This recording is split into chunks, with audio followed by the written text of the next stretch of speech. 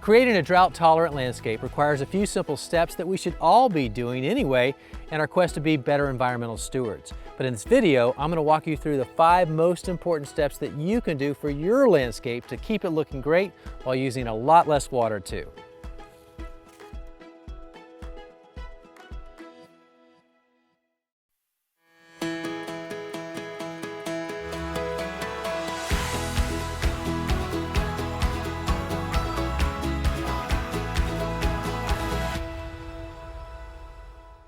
Step 1 in creating a more drought-tolerant landscape is to focus on maintaining healthy soil.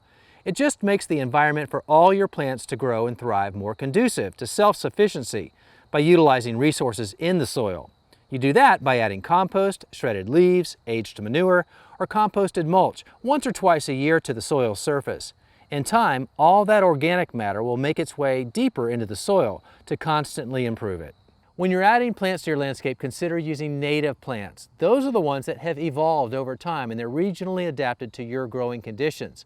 So once they're in the ground, they require a lot less care from us, and once they're established, they really don't require any supplemental care. The most drought-tolerant landscapes I know use a lot of native plants. Now, all plants, even natives, will likely need some assistance from us on the way to their becoming self-sufficient and fully established.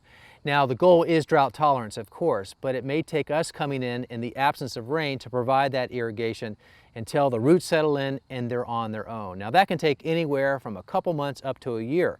But once that happens, it's very unlikely that we have to come back and manually water again. Now, it's always a good idea to have drip irrigation on autopilot to provide some supplemental watering in those times of drought. But otherwise, that's all it takes to have those plants be part of your drought-tolerant landscape.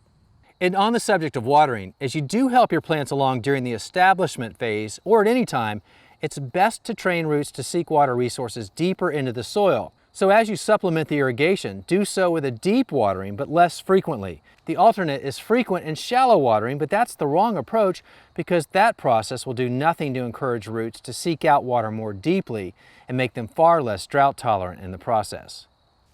My not-so-secret weapon to making sure that all the moisture in the soil stays in the soil is a generous layer of mulch, and I use it everywhere I can. That means around all my trees and shrubs, including new and established. Mulch is like an insulating blanket of protection that literally helps reduce evaporation from that valuable moisture held in the soil. And here's the ironic thing about using mulch. As mulch breaks down, it helps to improve the soil. And it allows those soil particles a special way to hold on to those water droplets longer, make them available whenever needed, especially in times of drought. So using mulch not only has the benefits of helping your plants today, but it also makes for a drought-tolerant landscape well into the future.